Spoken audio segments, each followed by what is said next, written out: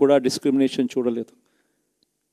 అటువంటి వాళ్లకు కూడా మనం డోర్ డెలివరీ చేసిన ప్రభుత్వం పాలన మందైతే ఈరోజు కేవలం ఓటు వేయలేదన్న ఒకే ఒక కారణంతో ఏకంగా కొడతా ఉన్న పాలన వీళ్ళది. ఈ పాపం ఊరికే పోదు. రెండవ పాపం చంద్రబాబుది కూడా అప్పుడే పండింది. బహుశా కేంద్రం ఈ రకమైన కేంద్రంలో ఈ రకమైన పరిస్థితులు బహుశా ఎప్పుడు ఉండిండవేమో.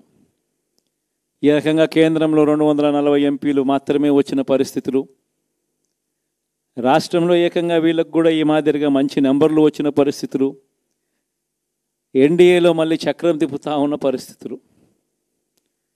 ఇలాంటి పరిస్థితుల్లో కూడా ప్రత్యేక హోదాను అడక్కపోవడం చంద్రబాబు చేసిన మరో పాపానికి కూడా మరో నాంది.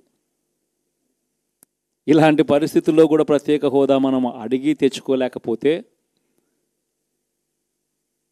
రాష్ట్రంలో ఏ ఒక్క యువకుడు కూడా క్షమించడు చంద్రబాబు నాయుడు.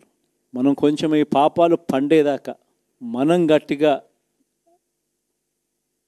దీన్ని నిలబడగలిగితే, ముందుకు తీసుకొని పోగలిగితే ఈ పోరాటాన్ని ఆటోమేటిక్గా శిశుపాలని 100 పాపాలు ఫాస్ట్గా ఎరోడ్ అయిపోతాయి. అంటే ప్రతి ఒక్కరూ ఈ విషయాలన్నీ గుర్తుపెట్టుకోమని కొడతాం. ఎన్ని బహుశా నేను చెప్పేటివన్నీ కూడా మీ అందరికీ కూడా తెలియనేటివి కాదు. కేవలం నేను మీ అందరికీ గుర్తు మాత్రమే చేస్తా ఉన్నా. కష్టాలు రావడం అన్నది సర్వసహజం. కష్టాలు ఇలా మనం ఎదుర్కొని నిలబడడం అన్నది మన చేతుల్లో ఉన్న అంశం అన్నది మాత్రం ఖచ్చితంగా ప్రతి ఒక్కరూ గుర్తుపెట్టుకోమని మీ అందరితో కూడా కోరుతా ఉన్నాను. శాసనసభలో, చట్టసభలో మీ సభే అన్నిటికన్నా ముఖ్యమైన సభ అవుతుంది. ఓటు వేయలేదు అన్న ఒకే ఒక కారణంతో మనుషుల్ని కొడతా ఉన్న పరిస్థితుల్లో, మనుషుల్ని అవమానిస్తూ ఉన్న పరిస్థితుల్లో, మనుషుల్నే బలవంతంగా ఆస్తి నష్టం చేస్తూ ఉన్న పరిస్థితుల్లో ఇక ప్రతిపక్షం ఉన్నది ఒకటే ఒక పార్టీ, ఆ పార్టీకి అవకాశం ఇవ్వాలా అన్న కనీస నైతిక విలువలు వాళ్ళు పాటిస్తారన్న నమ్మకం నాకైతే లేదు.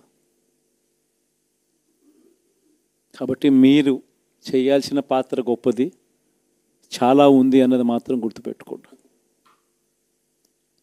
రాబోయే రోజుల్లో యాక్టివిటీ లెవెల్స్ అనేది ఆటోమేటిక్లీ పెరుగుతాయి. రాష్ట్ర వ్యాప్తంగా ఉన్న కార్యకర్తలందరినీ ఎవరినైతే వాళ్ళు ఇబ్బందులు పెట్టారో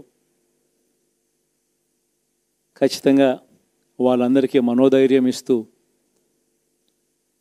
వాళ్ళ గ్రామాలకు వెళ్ళి వాళ్ళకు తోడుగా ఉండే చేసే కార్యక్రమాలు జరుగుతాయి. రాబోయే రోజుల్లో ఇంకా టైం గడిచే కొద్దీ ప్రజల్లోకి వెళ్ళే కార్యక్రమాలు ఇంకా ముమ్మరం అవుతూ పోతాయి. చివరికి ప్రజల్లోనే ఉంటాం. ప్రజలతో కలిసి పోరాడే కార్యక్రమం వేగంగా టైం గడిచే కొద్దీ మనము వేగంగా అడుగులు ముందుకు వేస్తాం. ఒకటి మీ అందరికీ చెప్తా ఉన్నా, ఏకంగా 14 నెలలు పాదయాత్రలు చేశాం.